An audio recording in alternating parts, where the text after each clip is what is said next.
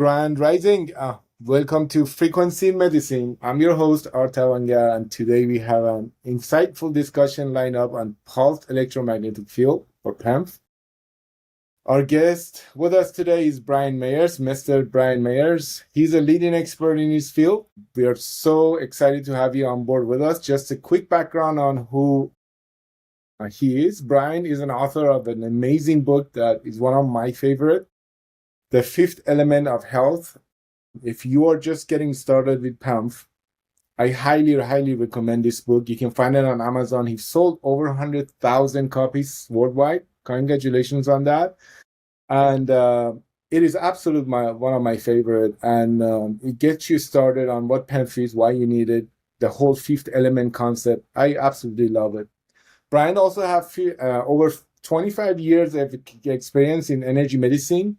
He holds several degrees in physics, and he's personally tested and researched worth over $1 million worth of frequency medicine devices.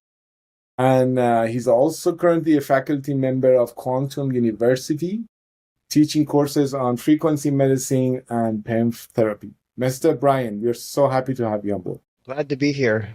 I'm happy to be here. So this is going to be fun. So we're going to talk about my favorite form of energy medicine, PEMF, today. Yes, indeed. So we have a lot of audience that just getting started, don't know what PEMF is, very new to them. So let's get started with what is PEMF? What is PEMF therapy and how does it work on our body? Yeah. So PEMF, it stands for Pulsed Electromagnetic Fields. And these are basically magnetic fields that change with time. So, we're all familiar with little horseshoe magnets and regular magnetic fields, right? So the main difference is PEMFs are like vibrating magnetic fields that change with time. And it turns out, as we'll see, that a changing magnetic field is what induces these healing microcurrents in our body. Yep. And just my little globe here, it turns out that the magnetic field of the Earth, PEMFs are natural and they're all around us. So we are getting PEMFs. This is why my book is The Fifth Element of Health, because it's been found to be an essential element. And we all know that there's a magnetic field of the Earth, but a lot of people don't realize that that magnetic field is vibrating. It's not just a static bar magnet. It has a frequency to it.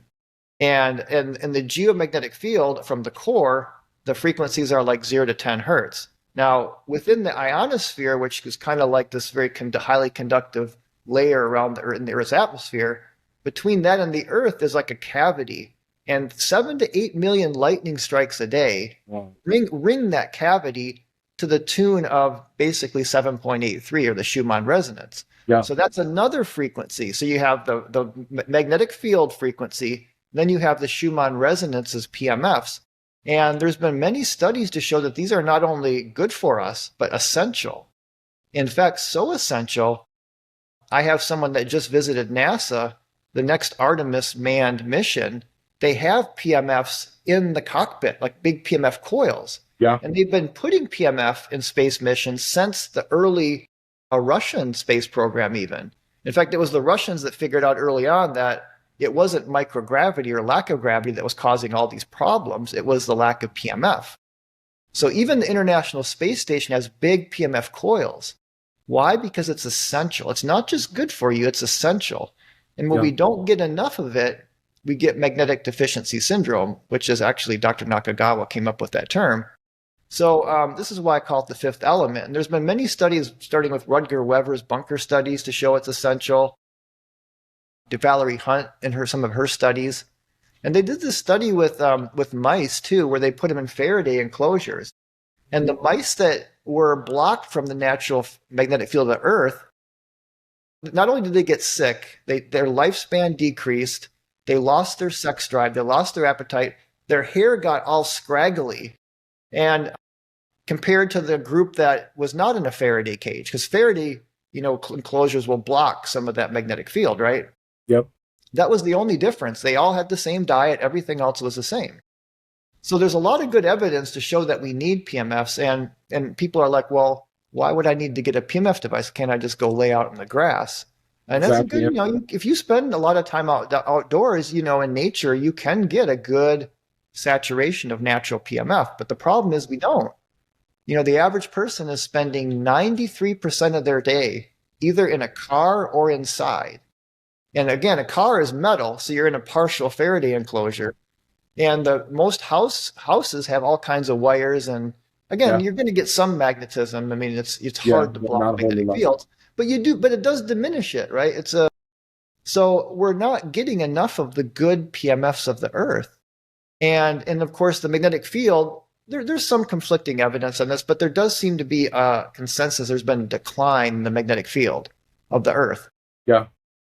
Really exactly known, but it Mhm. does seem, especially with the wandering pole right now, I mean, the Yeah. North Pole wandering at a faster and faster rate, there is some evidence that the Earth's magnetic field decline is happening. So then we're also not getting enough of the magnetic field compared to five centuries ago, right? Yeah. So yes, these PMFs are basically magnetic fields that change with time. They're essential elements, and when we don't get enough of them in our modern lifestyle, we can supplement with a good PMF device, which of course we'll talk about today. Yeah. Actually, you brought up a very good point.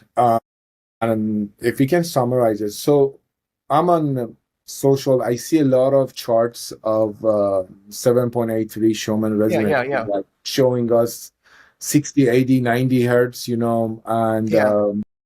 first of all, how accurate are they? And okay, you do have a spikes or nuances to the 7.83. Oh yeah, How definitely. does it impact our health, or does it?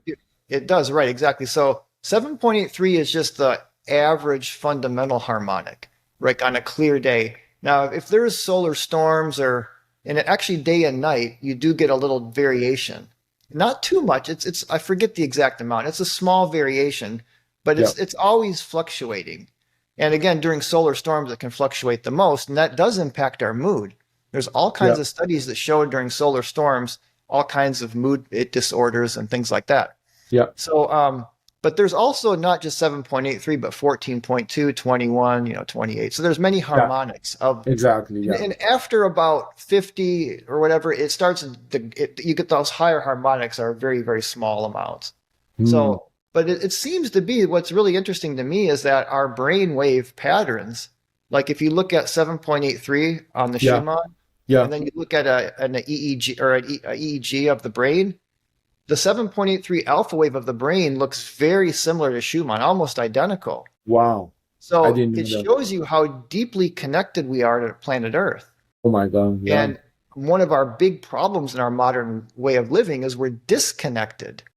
Dis-ease is disconnection from the Yeah. Earth and the elements. Yeah. And I mean, we're not getting good organic foods like we should. We're getting too much processed foods.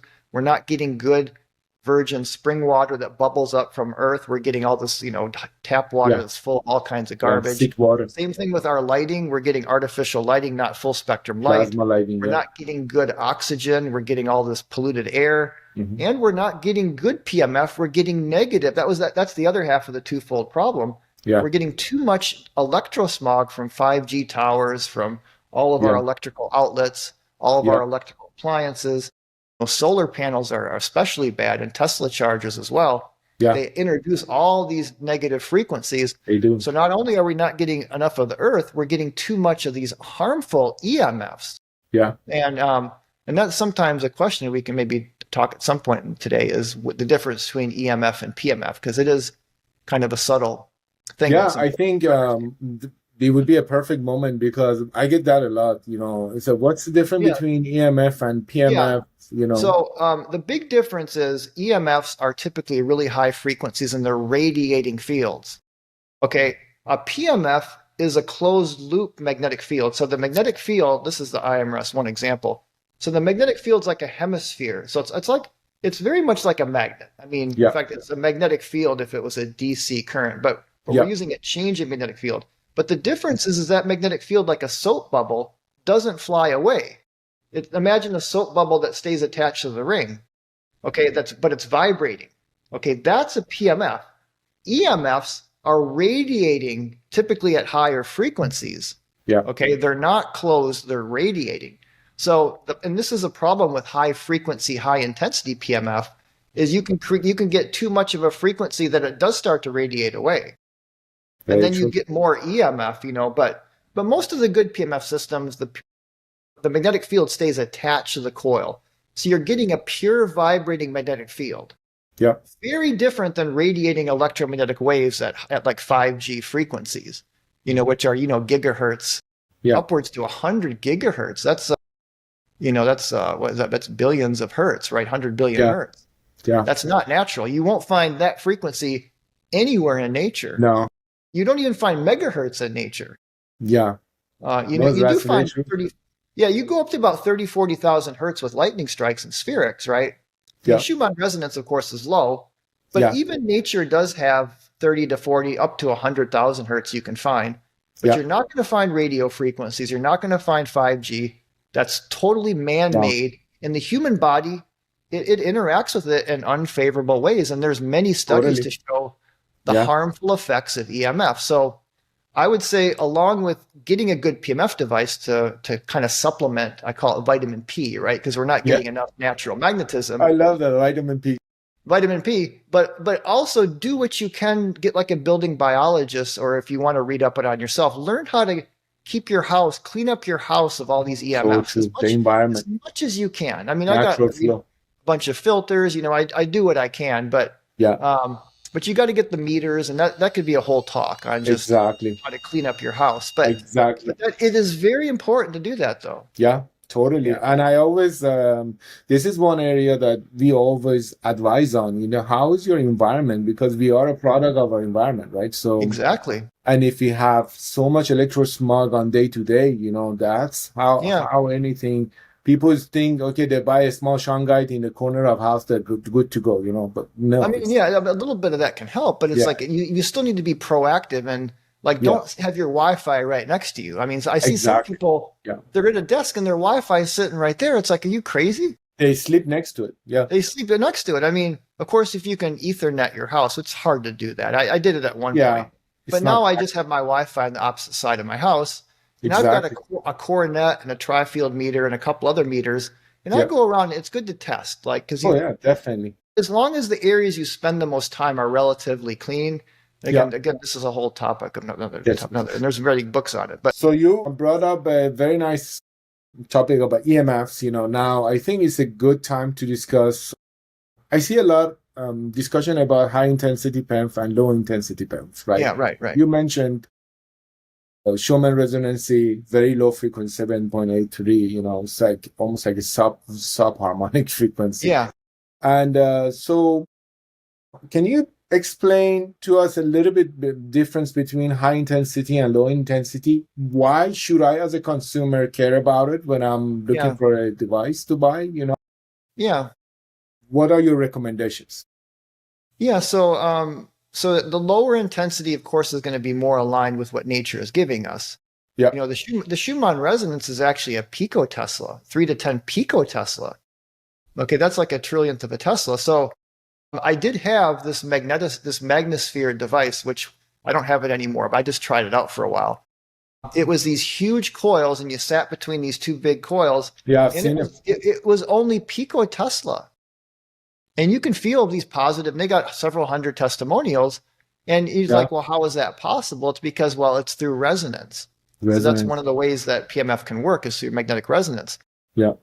Now, high intensity, while it's not natural, may have a place like in a clinical setting for short-term use, in my opinion, for like local pain. And I mean, because a lot of professional teams use these high intensity systems. Yeah. Because with their athletes, they need to get them back on the field, and sometimes that's and a lot of Kentucky Derby, like the horses. There's a lot of high intensity devices use the high intensity, but using it daily though, to me it's just too much, because it's like, again, where in nature do you find 1 Tesla fields? Nowhere.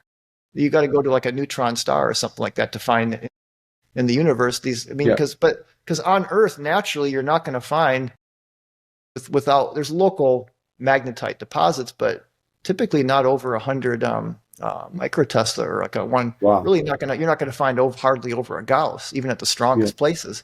I mean, it's 0.25 to 0.65 Gauss, but there's some maybe localized higher intensity, but not much more than 1 Gauss, which is very low intensity.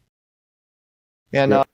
so, That but makes sense. using a little more than that, I mean, just like juicing is more than, I mean, obviously you just eat your fruits and vegetables. With juice, you get a concentrated dose of that, right? Yes. So there is maybe a place for doing like a little higher intensity than what nature is giving us for therapeutic. But when you get too out in the deep end of like 1 Tesla strengths that are making your muscles pound and twitch, I mean, short term, okay, but is that something you should be using every day? I Yeah. mean, I don't know. I mean, I haven't seen any good evidence. Most studies Yeah. are actually done with lower intensities, not with higher intensities. Yeah, actually, so I was reading Dr. Pawluk's, theory. He actually says no. The higher intensity, you actually need the higher intensity to deep penetrate the tissue. Okay, to penetrate, yeah, Yeah. right. So, So, what is your take on that? well, first of all, he's using the wrong equation. Here's a 10-inch loop here, and I've actually done experiments to prove him wrong, and I've got some videos where I've shown all Yes, this. I've seen him. So I won't get too much into it, but essentially Dr. Pawluk says that you need high intensity because low intensity won't penetrate because of the inverse square law. That's Yeah. his reason. The loop. Okay. Yeah. The inverse square law. Now, I actually found a coil that did duplicate Dr. Pawluk's tables pretty well, and it was this tiny coil here. Yeah. So if your PMF device has little dinky coils like this, then Dr. Pawluk would have a point, right? Because then right. his table will kind of follow. And I measured it with a quantum Hall probe. So I used the Biot-Savart law calculations, which is the right equation, not the inverse square law. But then I did actual field measurements, but with this bigger loop, which is more common, like in the IMRS too, it's much bigger than that little tiny loop, right? Yeah. Yeah. And when you do actual measurements compared to Dr. Pawluk's tables, you find his tables are off by 5,000 to 10,000%. Yeah. They're not even close. It's just again, his tables only work for little tiny coils. Yeah, that makes sense. Most PMF devices have much bigger coils than this. Yeah. So actually, he's got some older videos where he debunks himself, because you can get like a little magnetic field tester, and I've done this with people, and you can show them while they're laying on the mat right above their belly. You can you can make the magnetic field audible. Yeah. I've got a couple devices, even a tri-field meter, you can make it audible on the mag setting. Yeah. Yeah. There's a little button, you can make the field audible. And you'll find, I mean, Justin at Extreme Health Radio, he interviewed Dr. Pawluk. I sent him an IMRS mat because he had done a lot to promote. So I'm like, here, just take it. It's a gift, right? Yeah. And so I said, just use your tri-field meter, Justin, test it. He had his wife, Kate, on the mat. That makes sense. And he's like, Bryant, you're right. The needle's bobbing like 2-3 feet up here. He's like, why is Dr. Pawluk saying this? It's like, well, he's using the wrong equation. Yeah. And unlike me, he didn't use, this is a quantum Hall probe here. Yeah. And this is the way that you measure fast changing magnetic fields accurately. Mm-hmm. Gauss meters you can't use a Gauss meter. You have to have a device that's sensitive for a fast changing field. Yeah. And so I was able to do the tests with all these different size coils. And of course, doesn't it make sense that a different size coil is going to have different penetration? It's like, how can you have one table for every coil? It doesn't make any sense. No, that doesn't make sense. But the bottom line is, it's not only not intensity, but even when we talk about slew rate, which is the more important parameter, the size of the coil also matters, because the bigger coil gives you better penetration. Mm-hmm. It's really more about the size of the coil and the slew rate than the intensity. The intensity hardly matters, really. It matters a little bit, because it's factored into the slew rate. But if you got a really fast changing field, then the intensity doesn't matter much at all. No, so it doesn't. I don't know if we want to get into slew rate here. That gets a little technical, but it's essentially one of the main ways PMF works. The faster you change the magnetic field, the more current you induce in your body. Yeah. And it's those healing microcurrents that stimulate ATP, nitric oxide, stem cells, regeneration, turns off inflammation and pain, on and on and on, right? And you brought up a very good point. I think that is one of the reasons most of the PEMF specific frequencies, they are in square waves, right? They're not in sine waves. Yeah. The square waves are used because they have the sharp rise and fall.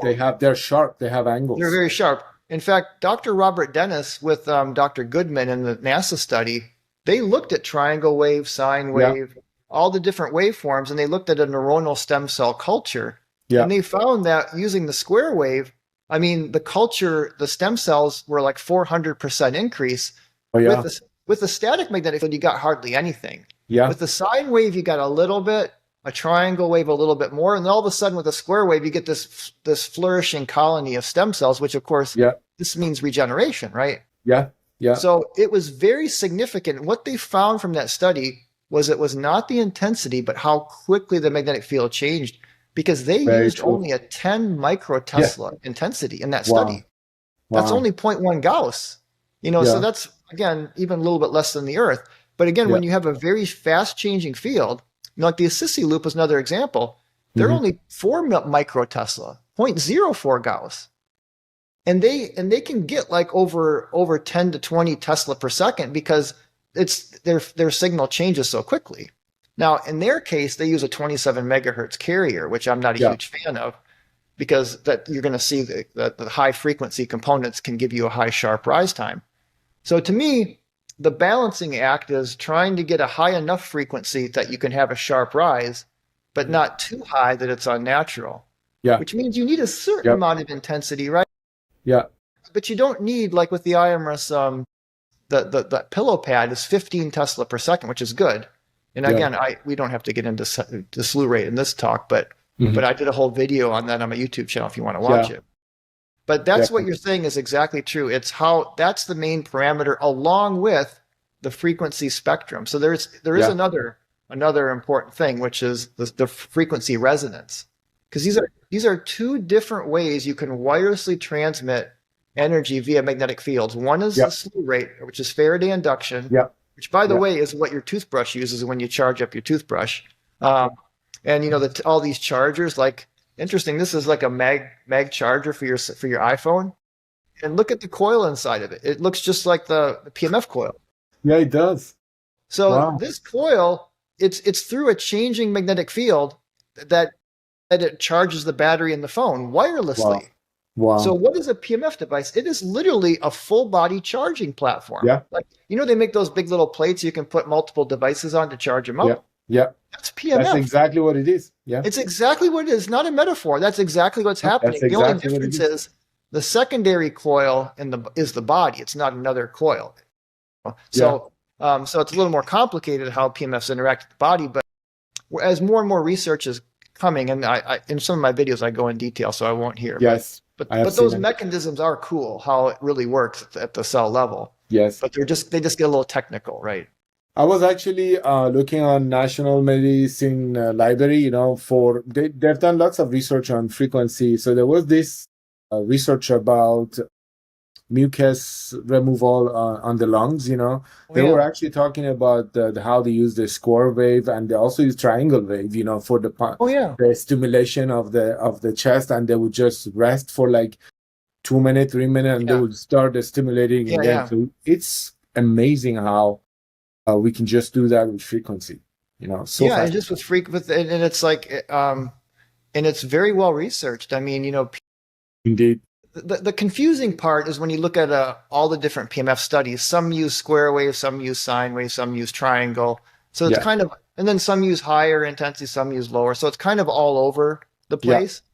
But you do see a consensus that it works. I mean, that definitely works. We don't know exactly. I mean, it seems that a square wave in a fast changing field is one of the keys to help it work better. Yeah. And then the other, of course, having a broad spectrum of frequencies is important, because all your tissues and cells and chemical reactions all have different resonant frequencies, right? So having a broader spectrum of frequencies is like a good multivitamin. It's like electroceutical. You're getting a broad spectrum electroceutical, and it gives you all the frequencies you need, as a good multivitamin would give you all the nutrients you need, right? So that's the other side of it. Like some of the IMRS Sawtooth and QRS Sawtooth, the Beamer and the Centropics, they have a very broad spectrum of frequencies. So even if they don't have a high slew rate, they still can work. Or that device, like the Magnosphere, obviously not a good slew rate there. It's only picotesla intensity. But the resonance effects there are very powerful. So it's not just slew rate. There is magnetic resonance too. So you can use very, very weak fields and still have a big effect if you have the resonance frequencies properly. Definitely. I think per my experience, sinus waves, if you're dealing with brainwave therapy, any kind, perfect for that. But if you're dealing with any conditional, let's say for pain, for a specific condition on the body, then score waves are much, well, much that's exactly been my experience. I tell people the resonance effects on a full body mat are good for brainwave entrainment, for relaxation, for daily wellness. Yeah. But if you have pain or an injury, you want that high slew rate square wave, which is why I like one of the reasons I like the IMRS, because they have best of both worlds kind of thing. But of course you can get higher slew rate full body mats, and then you can get pure, even with like syntropics and some, you can get a broader spectrum of frequency resonance on some mats too. Exactly. I like both. I like having both options. Yeah, the balance. Yeah, me too. So you brought up mats. So let's start with, before we get into the good ones. Let's start with. So I see market is flooded with mats, right? And they are from low price to you name it. And I also see these cheap crystal mats. Can you give us some background on what should the buyers look for? Because we have no idea, right? We just go there, see, okay, click buy, and so. Yeah, unfortunately, the market's getting flooded now by these cheap Chinese gemstone mats, and they're the most aggressively marketed. I don't know if we want to name names here, but I tell people all you got to do is ask yourself one question. Does the PMF mat have gemstones or crystals in it? For PMF, if it does, it's junk. And now, there's nothing wrong with crystals or gemstones. No, that's just the identifier for these cheap mats. Yeah. And they also usually claim to have negative ions, far infrared, and PMF. And their big marketing angle, their big marketing angle is, well, look, you can get all these therapies in one. They only have PMF over there. But let's break down the scam really briefly here. Number one, crystals or gemstones can't create negative ions unless you get them to 1100 degrees. And I actually have this negative ion counter, a very expensive one from Alpha Labs. I called Alpha Labs, talked to Dr. Bill Lee. He's a PhD in superconductivity. He's the one that actually developed this. He got so tired of people that bought these devices for like their biomat or their higher dose. Why am I getting zero, Dr. Lee? It's like, is there something wrong with your mat? I think your thing is defective. And he got so tired that I was like, no, you can't get negative ions from crystals. He got so tired of it. He did his own experiment and he heated the crystals up and he found that they didn't emit negative ions until 1100 degrees. Wow. But then you got positive ions too, which of course positive are not good. So it just totally neutralizes. Yeah. It's a scam. Yeah. Biomat, all these companies claim negative ions. It's a scam and you can measure the zero. Yeah. So crystal lamps, Himalayan crystal lamps, get a tiny amount of negative ions from the evaporation of the water. Yeah. But it's like so minuscule, it's hardly detectable even with this. Now, but that's just one of the scams, okay? Yeah. It gets worse for those mats. Yeah. They also, the heating elements they use are cheap silicone wire. And again, I've got 12 of these mats in my garage. So I've dissected them. I put hundreds of hours into dissecting and researching them. Why? Because they're the companies that are scamming the most people. Yeah. And they're marketing, it's just lying to people. Again, this is cheap, like Amazon heating pads use this cheap silicone wire. And I found on Alibaba Direct, that silicone heating wire they use is 10 cents a meter. And I measured higher dose, and it was like 18 meters of total wire. That's $1.80 of heating elements. And then, but it gets worse. It gets even worse. And then they have these cheap rod ferrite coils that you can get on all of them. They all have the same coils. They all have the same crystals. They look a little different, like higher dose looks different than TheraPro and Bond Charge and Kala. And even now, like Huga and Red Light companies are like getting these cheap mats. And Clearlight saunas, I love Clearlight saunas. They have a Clearlight PMF mat, and it's one of these junk crystal mats. I want to call these people. It's like, what are you thinking? Are you even like looking into what you're getting here? Because these coils are not only terrible coil design, but they're just pulsing 60 hertz. Yeah, exactly. The wall. I mean, this is the biggest. Now, even there's a lot of scams built into one here, but the biggest scam is they're just pulsing 60 hertz. That's 60 hertz by itself. Forget about the dirty electricity a minute. Exactly. 60 hertz by itself suppresses melatonin. Oh That's yeah. actually at least Oh yeah. 3 studies I found to show that. Definitely. So even if you could get a signal generator to create a 60 hertz sine wave, that's not a good frequency to be using. But number 2 is you do get dirty electricity on top of that. Yeah. And these companies are like, oh yeah, you can So sleep on this all night long. And it's like, oh my gosh, that's a terrible idea. You're like getting capacitively coupled to this 60 hertz electric field. I mean, you brought up a very good point, dirty electricity. Can you just give us a summary of what that is? Because a lot of people don't know what that is. yeah, so just to give the big picture of electrosmog. Electrosmog is the umbrella under all these.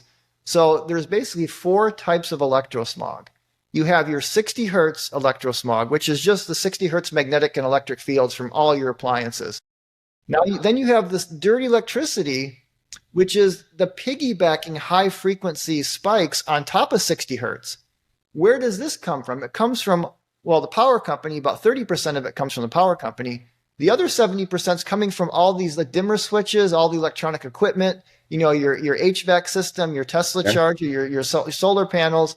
I mean, all of this is because of a lot of the modern electronics is taking the 60 hertz and pulsing it. Yeah.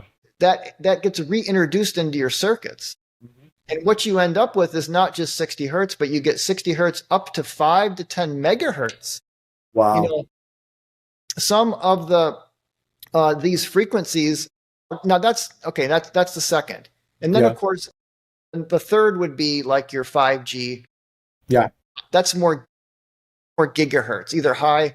I mean, even 4G was 4 gigahertz. So, but that's now even much higher. Yeah.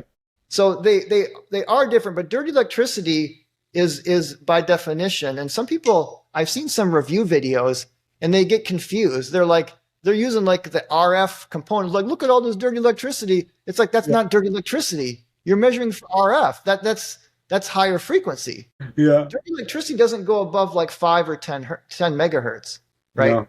Yeah. And it's usually in the kilohertz. Most dirty electricity is in the kilohertz ranges, but none of those I mentioned are good for you. No, definitely. Yeah. Thank you for that. So, I go on Amazon, I see a lot of product on red therapy, red light therapy, infrared therapy. I got so confusing, and they're like from $50 to $1,500. Yeah. What's the difference between red therapy and infrared therapy? Yeah. Few things to look for. What should I look for when I'm getting started with this? Yeah, so that's a good segue, because those cheap Chinese gemstone mats, and we haven't got into what to look for in a PEMF yet. We're talking about what to avoid still. But one of the last things that they add in is the red light therapy into those mats. Yeah, exactly. I saw that. And I measured those, and I have right here. This is a Hoga spectroradiometer, and $1,500 spectroradiometer, and their irradiance was on par with Christmas tree lights. I bought Christmas tree lights off of Amazon. So it's like, and unfortunately, a lot of these cheap red light devices on Amazon are going to be similar. You're going to find that the irradiance values are like 3-4 milliwatts per centimeter squared. It's a little better than Christmas tree lights. It's not going to be therapeutic. No. So, Michael Hamlin and top, it's called, well, let's talk about the difference between red light. So red light near infrared is different than far infrared therapy. Yeah. Okay. The main difference is that red, well, first of all, you can see the red, you can see the color. I mean, obviously you don't see far infrared in saunas, right? You just feel the warmth. Yeah. And there is the difference, right? So photobiomodulation, which is, red and near infrared and some other like green and blue, you can do other frequencies. That's the non-thermal interactions with light and or electromagnetic waves in the body. Mm-hmm. Okay. It's more like photosynthesis. Okay, or like making vitamin D on your skin. It's more of a photochemical process. It's not a thermal heating effect. Far infrared saunas are deliberately thermal effects. So far infrared wavelengths are now interacting with water in your body, and it's just jiggling everything, making it vibrate and move. And all that jiggling creates heat, right? Yeah. With light, it's non-thermal, so it's boosting electrons to higher electronic states, like photosynthesis, to create energy in the body. But it's doing it non-thermally. So the energy is absorbed to create more like bioelectricity. where Yeah. the energy from saunas is absorbed to create heat or vibration or rotation or translation, right? But this is from thermodynamic textbooks. I mean, the Yeah. four main types of energies are like your translational, rotational, vibrational. Then you have the electronic. Actually, in the atoms, you got electrons at higher energy states, right? Molecules Mhm. too. And that's how energy is produced in the body. ATP is with excited electrons, storing these excited Yeah. electrons. Yeah. So red light therapy is directly increasing mitochondrial function and increasing energy more That makes sense. Yeah. electronically, like a solar panel. Solar panels work exactly the same way. Wow.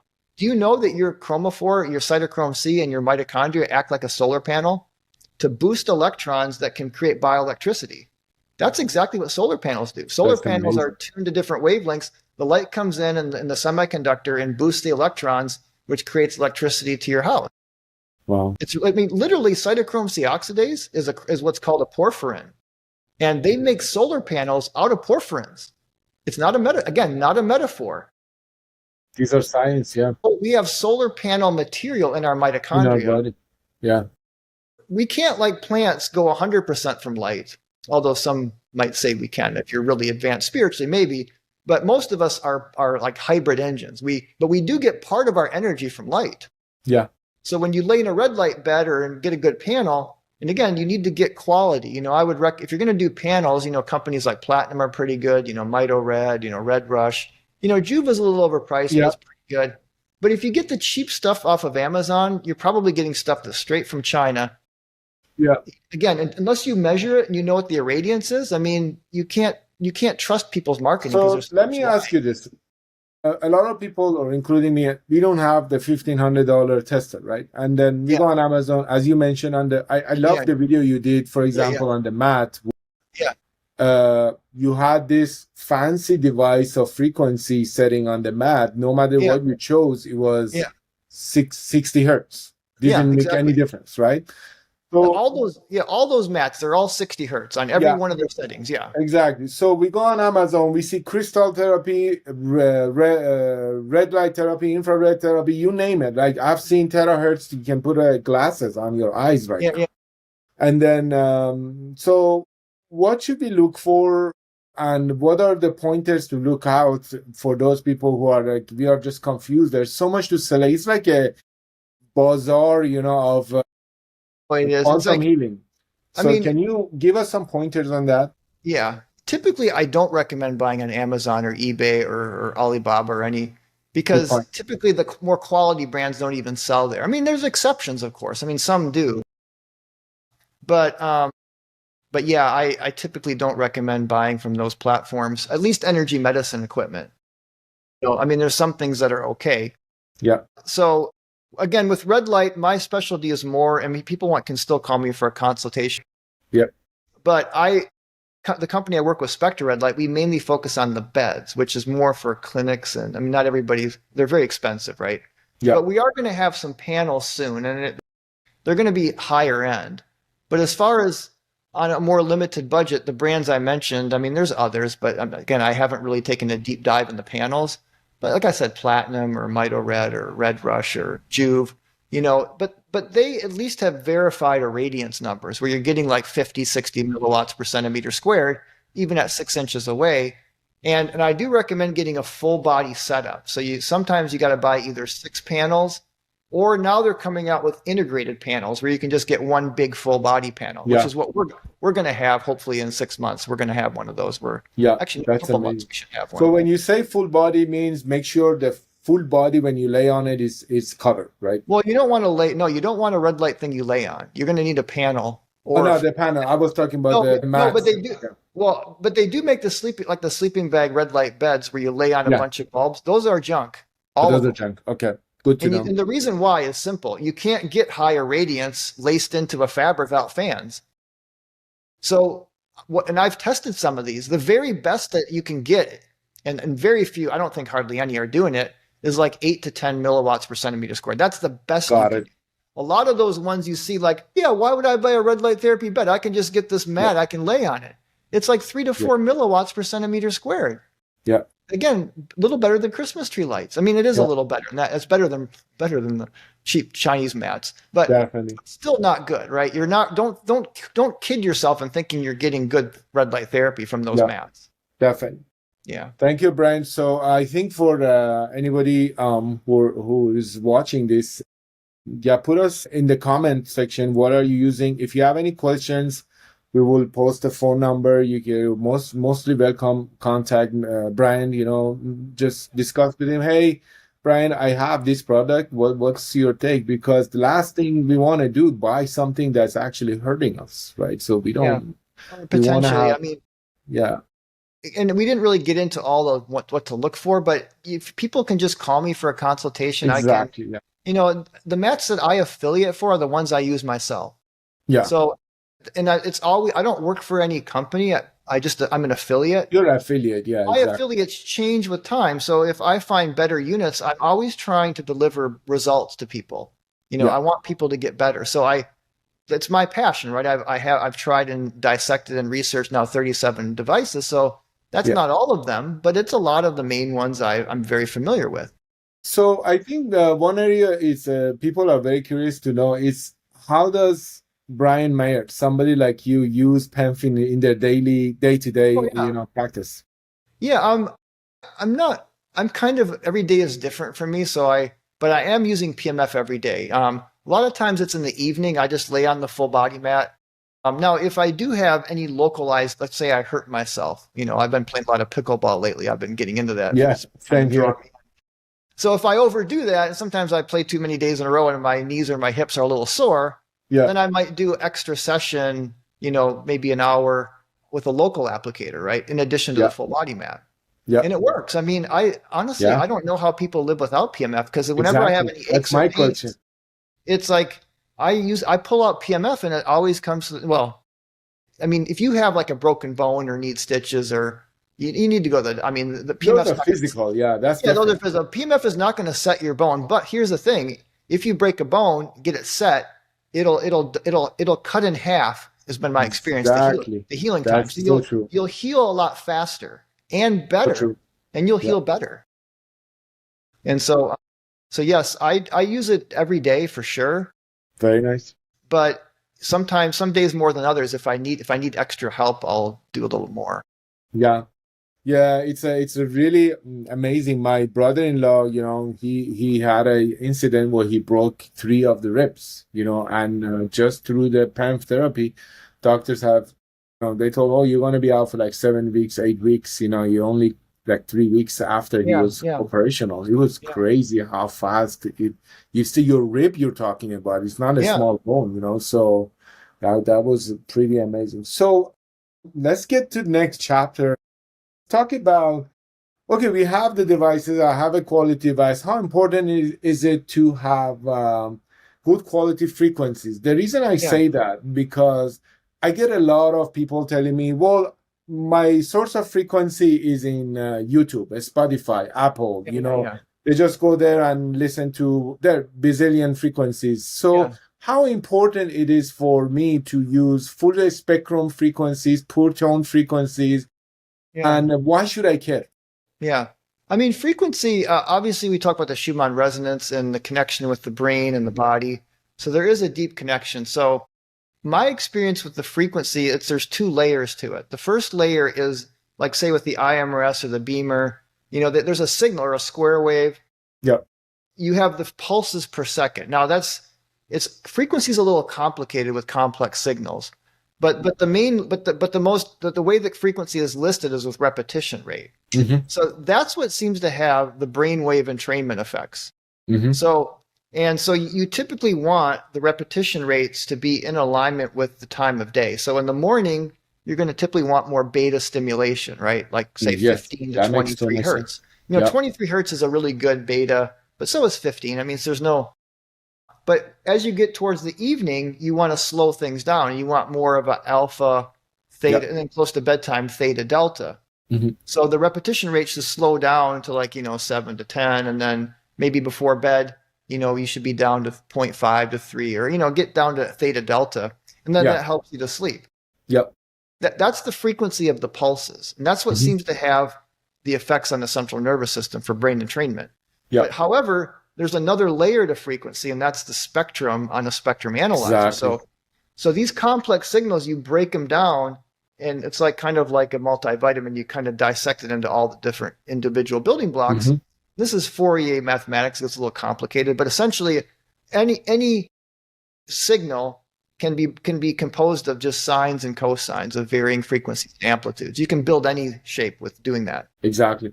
And so what you typically want on a good PMF signal is a very broad spectrum of frequencies Full spectrum. in like the biologically active range or the natural range of the Earth. So, yeah, like I said, even upwards to 30 to 40,000 hertz is a good spectrum, because the Earth does have, from lightning strikes, those higher, they're not high frequencies, but they're higher than Schumann, right?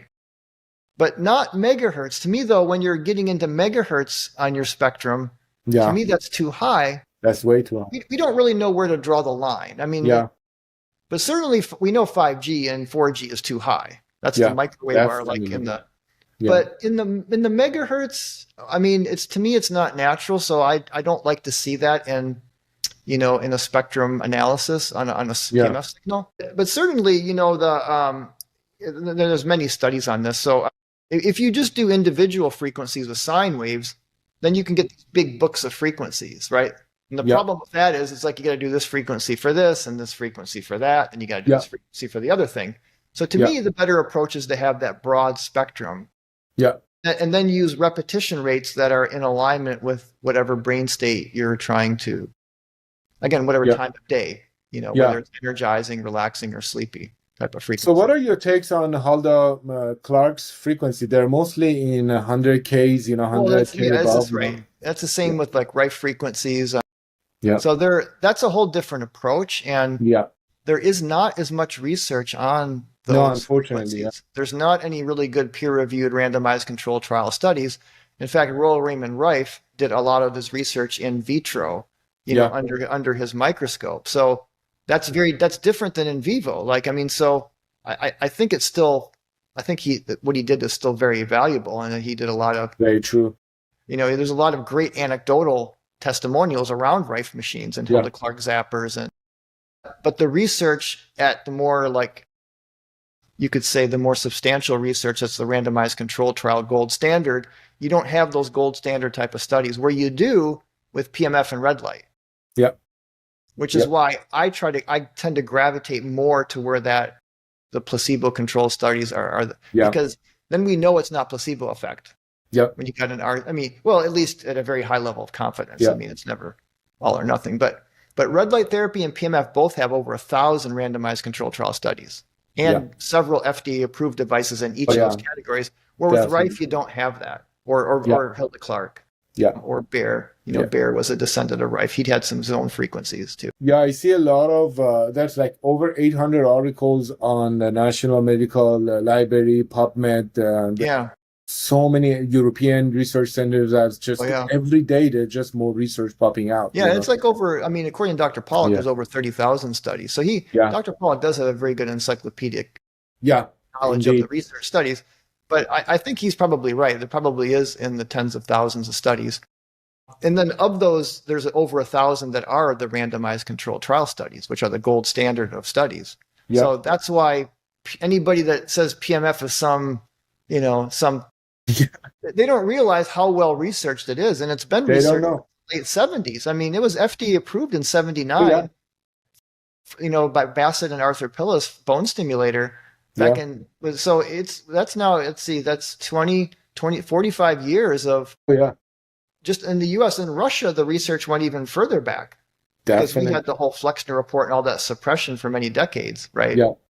But finally, the curtain is lifted in the past couple of decades, and it's gaining momentum, right? And going into the future, it's like, this is, to me, this is the medicine of the future. I think as we get, hopefully under our new leadership, maybe we'll be some optimism with getting more therapies.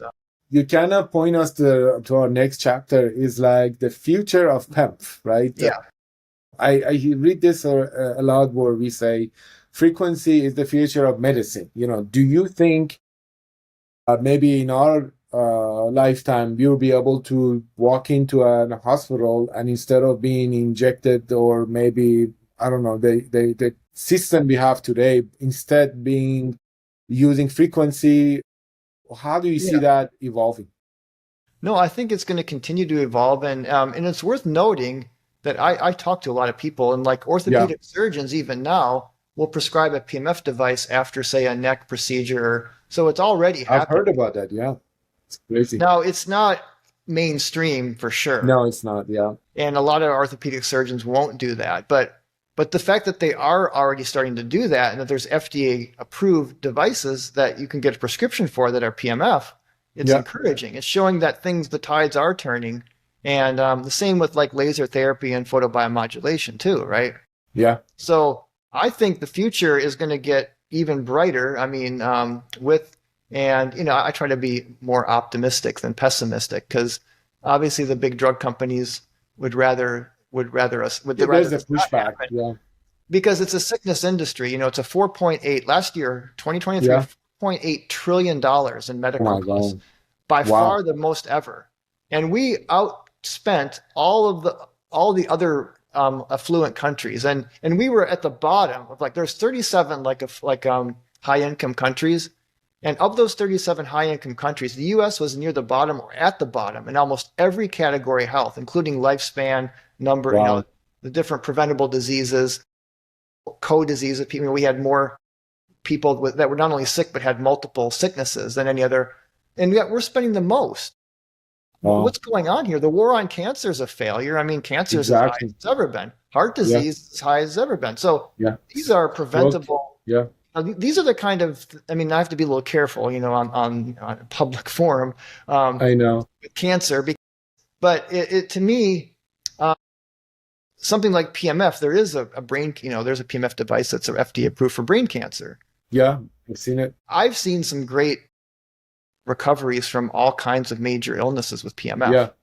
I'm not making any curative claims, but to me, it helps the body to heal itself of all these things. And some of the mechanisms on how PMF actually helps the body to fight cancer are really interesting, because it's, to me, if I was suffering with a cancer, PMF would be the thing I'd be focusing on first. Yeah. It's too much. We could do a whole show just on that, but it is promising in all these areas. Even during COVID, I used PMF over my chest, and it's like I couldn't smell, and I felt shortness of breath, all that. And by the next morning, I did 4 or 5 hours with the pad over my chest, and I felt so much better the next morning. Definitely. So it's amazing how PMF covers how it works for so many different things. Because it's increasing ATP, it's increasing nitric oxide, microcirculation, shuts off inflammation, which is a big cause, as you know, of most disease, and it stimulates stem cells and growth factors and all this regenerative processes, right? Yeah. So because of those fundamental mechanisms that are working at the cell level, it's why PMF works from A to Z for just about everything at the macroscopic level. Yeah. Thank you for that. And I think that's pretty much wraps up our today's discussion on, we touched on a lot of we talked about a lot. Right? And for guys who are still with us, if you have any question or anything, by all means call Bryant Meyers. He is really a pioneer in this field and has a lot of experience to share with you, and it's all free. He's not asking anything for it, right? Yeah. And whether you already have something that you're using, you have questions, you're not sure of, he can definitely help you. We will put all his links in our description below. Definitely check out his websites. Highly recommend his books, and I'm sure we're gonna have many more podcasts with him, because there's many areas that we need to get into more details, and the PEMF is so big, we can just talk for 2 days. We could do a weekend workshop here on just you and me. There's so much to talk about, but this is what we talked about today is a good little taste, a good little introduction into it. Thank you so much, Mr. Bryant. And thank you for having me on. We'll definitely do this again at some point. Yes, definitely. Very looking forward to that. Yeah, definitely. It was very nice. I learned a ton just by listening to you, Yeah. And I'm sure a lot of people will find a lot of good values in what we discussed about. And yeah, if anybody has any questions, just reach out to me, or I'm happy Yeah. to discuss it Happy to with you. help. Take All care. right. Thank you, Art. Okay. Take care. Bye.